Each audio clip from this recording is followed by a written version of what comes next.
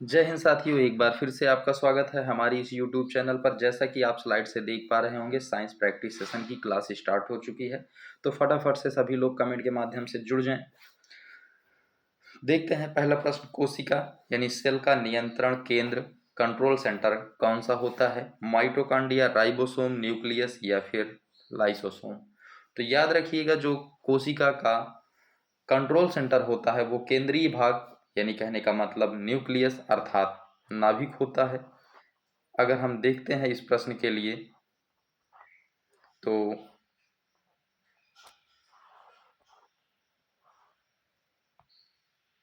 इस प्रश्न का सही उत्तर ऑप्शन सी हो जाएगा। सी ऑप्शन नाभिक हो जाएगा, जिसे केंद्रक भी कहते हैं। क्या कहते हैं? केंद्रक भी कहते हैं। बढ़ते हैं अगले प्रश्न के लिए। अगला प्रश्न आप देख पा रहे होंगे।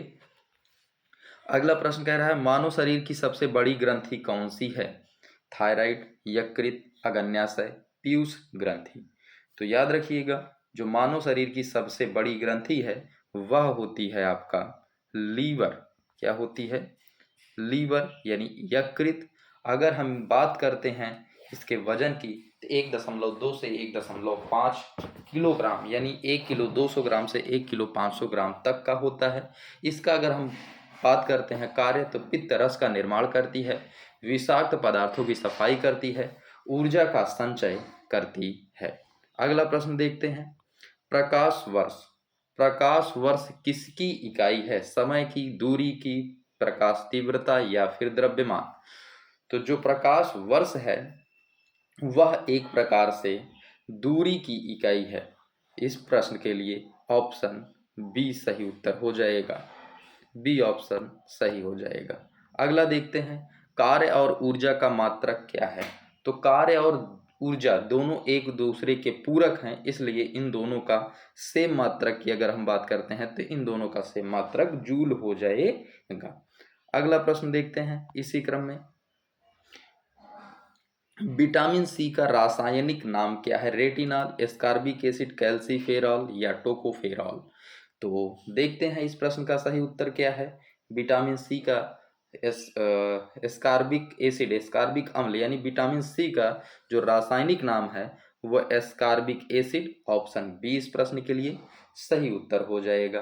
बढ़ते हैं अगले प्रश्न में। देखते हैं अगला प्रश्न। वायुमंडल में प्रचुर मात्रा में पाई जाने वाली गैस कौन सी है? ऑक्सीजन, कार्बन डाइऑक्साइड, नाइट्रोजन या फिर हाइड्रोजन? तो अगर हम प्रचुर मात्रा की बात करते हैं तो प्रचुर मात्रा में नाइट्रोजन प्राप्त होता है। नाइट्रोजन होता है जो कि 78% होता है कुल भाग का। इस प्रकार ऑप्शन सी राइट आंसर हो जाएगा। बढ़ते हैं अगले प्रश्न के लिए। पानी का घनत्व। पानी का घनत्व अधिकतम किस तापमान पर होता है? 0 degree centigrade, 4 degree centigrade, 100 degree centigrade या फिर -4? तो अगर हम पानी के अधिकतम घनत्व की बात करते हैं तो 4 डिग्री सेंटीग्रेड माना गया है। ऑप्शन बी यहाँ पे सही उत्तर होगा। इस तापमान पर पानी का आयतन सबसे कम और घनत्व तो सबसे ज़्यादा होता है। इसी अनोखे गुण के कारण सर्दियों में जो झील होती हैं, झीलों के ऊपर बर्फ जमने के बाद नीचे का पानी 4 डिग्री सेंटीग्रेड पर रहता है, जिसे जलीय जीव जीवित रहते हैं। ये खास बात होगी इसके लिए। बढ़ते हैं अगला प्रश्न। इंसुलिन का उत्पादन शरीर के किस अंग द्वारा होता है?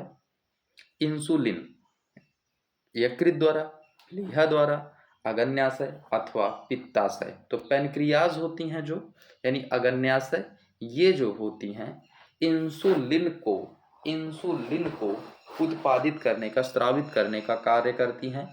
ये जो इंसुलिन होती हैं, जब ये हमारी पैनक्रियाज द्वारा सेक्रेट किया जाता है तो ब्लड शुगर को कंट्रोल करती हैं, ऊर्जा का उपयोग करती हैं, और इनकी कमी से मधुमेह बीमारी हो जाती है। यानी कि अगर ये कम हो जाता है हमारे शरीर में कौन? इंसुलिन, तो ब्लड डायबिटीज़ जैसी भयावह बीमारी का हमें सामना करना पड़ सकता है।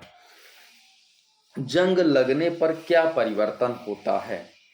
कम हो जाता है।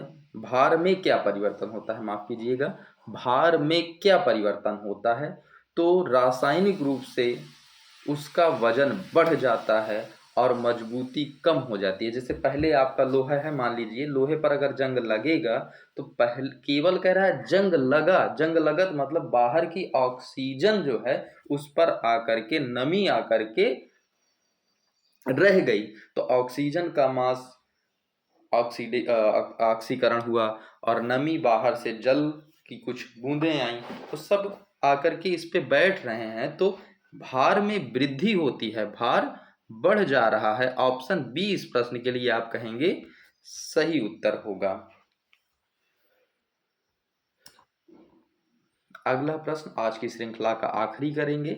सौर ऊर्जा को विद्युत ऊर्जा में बदलने वाले उपकरण को क्या कहते हैं? वह कौन सा उपकरण है जिसमें आपके पास जो सोलर एनर्जी है वो इलेक्ट्रिक एनर्जी में चेंज हो जाती है? तो उसको सौर सेल या सोलर सेल, फोटोवोल्टिक सेल कहा जाता है।